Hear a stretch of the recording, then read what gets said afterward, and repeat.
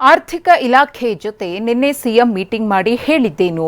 ಕುಡಿಯುವ ನೀರಿನ ಸಮಸ್ಯೆ ನಿವಾರಣೆಗೆ ಡಿಸಿಎಂ ಡಿಕೆಶಿ ಕೊಟ್ಟ ಸೂಚನೆ ಏನು? ಎಸ್ಎಸ್ಎಲ್ಸಿ ಗ್ರೇಸ್ ಮಾರ್ಕ್ಸ್ ವಿವಾದ ಸಚಿವ ಮಧು ಬಂಗಾರಪ್ಪ ಹೇಳಿದ್ದೇನು? ಈ ಎಲ್ಲಾ ಸುದ್ದಿಗಳನ್ನು ನೋಡೋಣ ರಾಜಕೀಯ ನ್ಯೂಸ್ ಟಾಪ್ 9ನಲ್ಲಿ.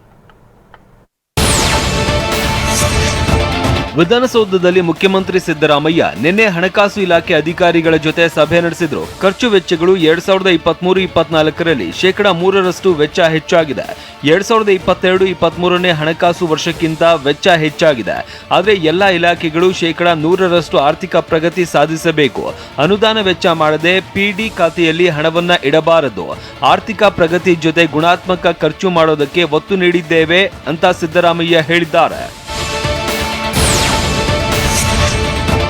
ಬರಗಾಲ, ಕುಡಿಯುವ ನೀರಿಗೆ ಸಮಸ್ಯೆ ಆಗದಂತೆ ಕ್ರಮಕ್ಕೆ ಸೂಚಿಸಲಾಗಿದೆ. ಮಳೆ ಹಾನಿ, ಮೇವಿನ ಸಮಸ್ಯೆ ನಿವಾರಿಸುವಂತೆ ಅಧಿಕಾರಿಗಳಿಗೆ ಸೂಚನೆ ನೀಡಲಾಗಿದೆ ಅಂತ ಡಿಸಿಎಂ ಡಿಕೆ ಶಿವಕುಮಾರ್ ಹೇಳಿದ್ದಾರೆ.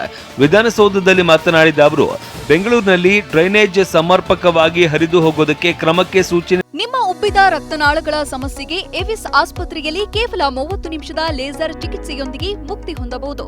ಹೆಚ್ಚಿನ ವಿವರಗಳಿಗಾಗಿ ಸಂಪರ್ಕಿಸಿ 8088837300 ನೀಡಲಾಗಿದೆ ಅಂತ ತಿಳಿಸಿದ್ರು. ಈ ವರ್ಷ ಎಲ್ಲಾ ಕೆರೆಗಳು ಬತ್ತಿ ಹೋಗಿವೆ. ಬತ್ತಿ ಹೋಗಿರುವ ಕೆರೆಗಳನ್ನ ತುಂಬಿಸುವ ಕೆಲಸ ಆಗಬೇಕು. ಕೆರೆಗಳಿಗೆ ಶುದ್ಧ ನೀರು ತುಂಬಿಸುವ ಕಾರ್ಯಕ್ರಮ ರೂಪಿಸುವುದಕ್ಕೆ ಸಲಹೆ ನೀಡಲಾಗಿದೆ ಅಂತ ಡಿಸಿಎಂ ಡಿಕೆ ಶಿವಕುಮಾರ್ ಹೇಳಿದ್ರು. ಅಂದಾಜು 7,000 ಬೋರ್ವೆಲ್ಗಳು ಬತ್ತಿ ಹೋಗಿವೆ.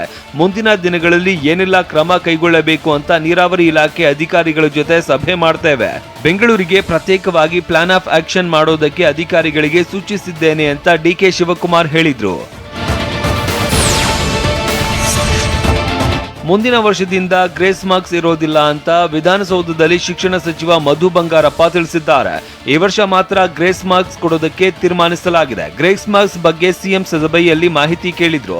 ಈಗ ಕೊಟ್ಟಿರುವ ಗ್ರೇಸ್ ಮಾರ್ಕ್ಸ್ ನಲ್ಲಿ ಬದಲಾವಣೆ ಇಲ್ಲ ಅಂತ ಮಧು ಬಂಗಾರಪ್ಪ ಹೇಳಿದ್ದಾರೆ. ಮುಖ್ಯಮಂತ್ರಿಗಳು ಯಾವಾಗಲೂ ಏನಾದ್ರು ಇದೆಯಾ ಅಂತ ಹೇಳಿ ನಾವು ಅದನ್ನ ಸ್ಟ್ರಿಕ್ಟ್ ಆಗಿ ಈ ವರ್ಷ ಮಾತ್ರ ಅಂತ ಹೇಳಿ ಆರ್ಡರ್ ಮೆನ್ಷನ್ ಇಲ್ಲ 20% ಓನ್ಲಿ ಫಾರ್ ದಿಸ್ ಇಯರ್. ಮತ್ತೆ ನೆಕ್ಸ್ಟ್ ಇಯರ್ ಇಂದ ಅದು ಫಾಲ್ ಬ್ಯಾಕ್ ಆಗ್ತದೆ. ಮೋಸ್ಟ್ಲಿ 10%ಗೆ ಇದ್ರೆ ಮತ್ತೆ further we want to reduce it further also. ವಿದ್ಯಾರ್ಥಿಗಳ ಭವಿಷ್ಯದ ಜೊತೆ ರಾಜ್ಯ ಸರ್ಕಾರ ಚೆಲ್ಲಾಟ ಆಡ್ತಾ ಇದೆ ಅಂತ ಮಾಜಿ ಸಚಿವ ಬಿಜೆಪಿ ಶಾಸಕ ಸುರೇಶ್ ಕುಮಾರ್ ವಾಗ್ದಾಳಿ ನಡೆಸಿದ್ದಾರೆ. ರಾಜ್ಯ ಸರ್ಕಾರಕ್ಕೆ ವಾರ್ಷಿಕೋತ್ಸವ ಮಾಡೋದಕ್ಕೆ ಸಾಧ್ಯವಾಗ್ತಾ ಇಲ್ಲ. ವೈಜ್ಞಾನಿಕವಾಗಿ ರೂಪುಗೊಂಡ ಎನ್ಇಪಿಗೆ ತಿಲಾಂಜಲಿ ಕೊಟ್ಟಿದೆ. ಎಸ್ಇಪಿ ತರ್ತೇವೆ ಅಂತ ಹೇಳಿ ಯಾವುದೇ ಕ್ರಮ ತೆಗೆದುಕೊಂಡಿಲ್ಲ. ರಾಜ್ಯದಲ್ಲಿ ಪೂರ್ಣಾವಧಿ ಶಿಕ್ಷಣ ಮಂತ್ರಿ ಇಲ್ಲ ಅಂತ ಕಿಡಿಕಾರಿದ್ದಾರೆ. 5ರಿಂದ 9ನೇ ತರಗತಿವರೆಗಿನ ಮಕ್ಕಳ ಭವಿಷ್ಯ ಕೋರ್ಟ್ವರೆಗೆ ಹೋಗಿದೆ. ಮಕ್ಕಳಿಗೆ ಮತದಾನದ ಹಕ್ಕಿಲ್ಲ ಅಂತ ನಿರ್ಲಕ್ಷ್ಯ ಮಾಡ್ತಾ ಇದ್ದಾರೆ. ಸಿಇಟಿ ವ್ಯವಸ್ಥೆ ಹಾಳು ಮಾಡಿದ ಕೀರ್ತಿ ಕಾಂಗ್ರೆಸ್ ಸರ್ಕಾರದ್ದು ಅಂತ ಮಾಜಿ ಶಿಕ್ಷಣ ಸಚಿವ ಎಸ್ ಸುರೇಶ್ ಕುಮಾರ್ ಆರೋಪಿಸಿದ್ದಾರೆ. ಪಠ್ಯಕ್ಕೆ ಸಂಬಂಧಿಸದ ವಿಷಯಗಳನ್ನ ಪರೀಕ್ಷೆಯಲ್ಲಿ ಕೇಳಿದ್ರು. ಮಕ್ಕಳ ಕನಸಿಗೆ ಕಲ್ಲು ಹಾಕುವ ಕೆಲಸ ಯಶಸ್ವಿಯಾಗಿ ಮಾಡಿದ್ದಾರೆ ಅಂತ ಸುರೇಶ್ ಕುಮಾರ್ ಕಿಡಿಕಾರಿದ್ದಾರೆ. ವಿಧಾನಸೌಧಕ್ಕೆ ಮುಂದೆ ಬೇಕಾಬಿಟ್ಟಿಯಾಗಿ ಪ್ರವೇಶಿಸುವುದಕ್ಕೆ ಪಾಸ್ ನೀಡಲ್ಲ. ವಿಧಾನಸೌಧ ಪ್ರವೇಶಕ್ಕೆ QR ಕೋಡ್ ಪಾಸ್ ನೀಡಲಾಗುತ್ತೆ. ವಿಧಾನಸೌಧದಲ್ಲಿ ಮತ್ತಷ್ಟು ಭದ್ರತಾ ಕ್ರಮ ಕೈಗೊಳ್ಳಲಾಗುತ್ತೆ ಅಂತ ಗೃಹ ಸಚಿವ ಪರಮೇಶ್ವರ್ ಹೇಳಿದ್ದಾರೆ. ಕಳೆದ 3 ವರ್ಷದಿಂದ ಬ್ಯಾಗೇಜ್ ಸ್ಕ್ಯಾನರ್ಗಳು ಕೆಟ್ಟು ಹೋಗಿದ್ದವು. ಈಗ 4 ಗೇಟ್ಗಳಲ್ಲಿ ಬ್ಯಾಗೇಜ್ ಸ್ಕ್ಯಾನರ್ ಅಳವಡಿಸಿದ್ದೇವೆ.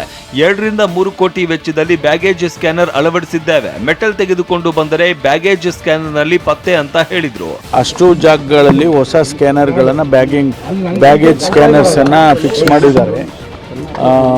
ಇದರಿಂದ ಮತ್ತು QR ಕೋಡಿನಲ್ಲಿ ಪಾಸ್ಗಳು ತಗೋಬೇಕು. QR ಕೋಡನ್ನು ಐಡೆಂಟಿಫಿಕೇಶನ್ ಮಾಡೋದಕ್ಕೆ ಈಸಿ ಆಗುತ್ತೆ ಅಂತ ಹೇಳಿ ಹೊಸದಾಗಿ ಸಿಸ್ಟಮ್ ಮಾಡಿದ್ದಾರೆ.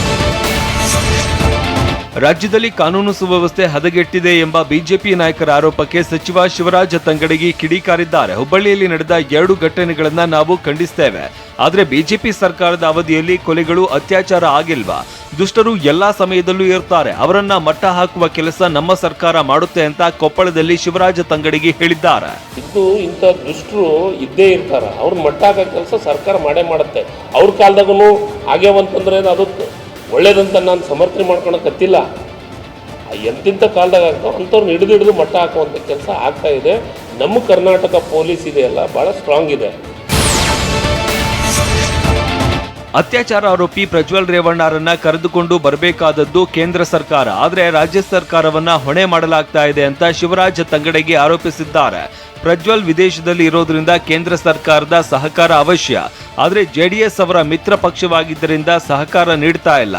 ಕೇಂದ್ರ ಸರ್ಕಾರ ಪ್ರಜ್ವಲ್ರನ್ನ ರಕ್ಷಣೆ ಮಾಡುವ ಕೆಲಸ ಮಾಡ್ತಾ ಇದೆ ಅಂತ ಶಿವರಾಜ್ ತಂಗಡಿಗೆ ಆರೋಪಿಸಿದ್ದಾರೆ. ಪ್ರಜ್ವಲ್ ರೇವಣ್ಣವ್ರನ್ನ ಕರ್ಕೊಂಬರ್ಬೇಕಾಗಿದ್ದು ಕೇಂದ್ರ ಸರ್ಕಾರ, ಅವ್ರ ಮಿತ್ರರು. ಇದನ್ನೆಲ್ಲ ನೋಡಿದ್ರೆ ಅವ್ರು ಹಿಡ್ಕೊಂಬರೋದು ನೋಡಿದ್ರೆ ಸಹಕಾರ ಕೊಡ್ತಾ ಇಲ್ಲ. ಯಾಕಂದ್ರೆ ಅವ್ರ ಮಿತ್ರ ಪಕ್ಷ ಇರೋದ್ರಿಂದ ಅವ್ರು ಕೊಡಕತ್ತಿಲ್ಲ. ಅವರು ಸೇಫ್ ಮಾಡೋಂಥ ಕೆಲಸ ಕೇಂದ್ರ ಸರ್ಕಾರದವ್ರು ಮಾಡಿದ್ರೆ